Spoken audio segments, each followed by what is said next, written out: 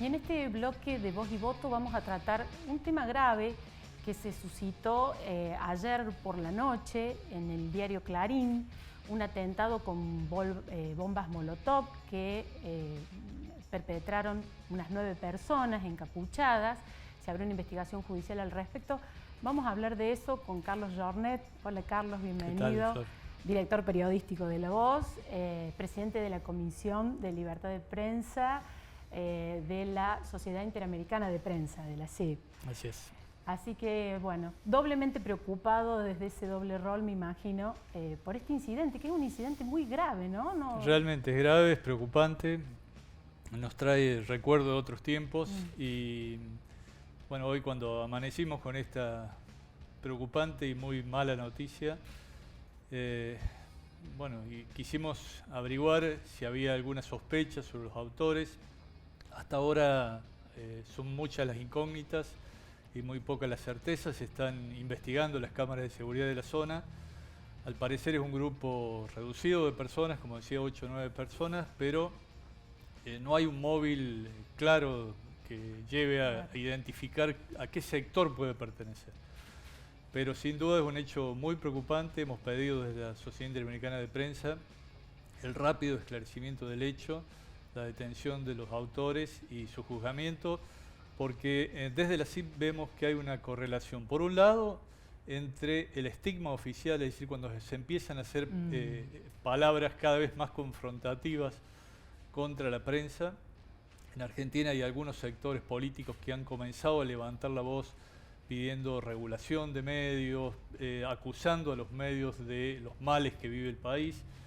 Y por otro lado, esa correlación se empieza a traducir luego en distintos países de la región en hechos de violencia física. Pasa en México, pasa en Brasil. Bueno, lamentablemente está empezando a pasar en Argentina y esperamos que esto no sea más que un hecho pasajero.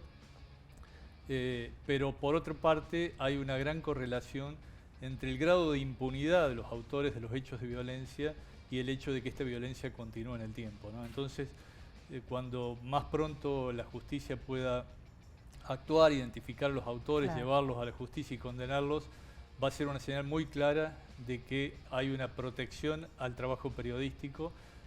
Valoramos mucho las palabras del presidente de la Nación en un tuit que emitió hoy, porque realmente era un hecho que merecía una condena inmediata y sin ningún tipo de condicionamiento, ¿no?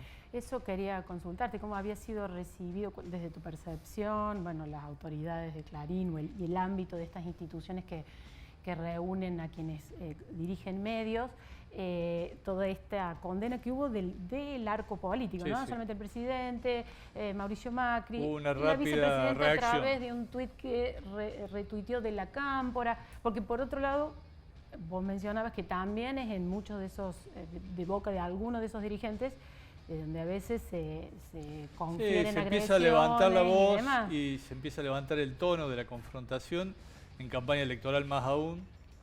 Pero esto la dirigencia tiene que ser muy cautelosa, porque cualquier expresión altisonante da pie a que sectores extremos, del sector que fuere, sectores sociales, sectores políticos, sectores del crimen organizado, aprovechen este ambiente en torno de los medios para actuar luego con violencia física, que es la que preocupa y que lleva a estas situaciones, ¿no? Sí, estamos hablando de declaraciones, de romper tapas de diario en conferencias de prensa. Exacto.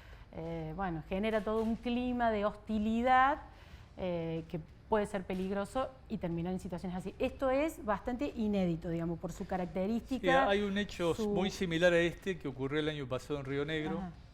Lamentablemente es un hecho que no tuvo una condena judicial, pese a que quedaron totalmente grabados los autores que habían ido sin máscara, sin ningún tipo de cobertura en su rostro, y sin embargo la justicia no pudo avanzar en la identificación. Fue un ataque al diario Río Negro en el marco de una investigación judicial que estaba siendo objeto uno de los dirigentes de un gremio de Río Negro, y lamentablemente ese ataque quedó impune hasta ahora. Bien.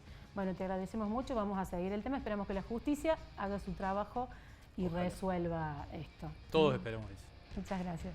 Nos vamos ahora a un corte y después más Voz y Voto.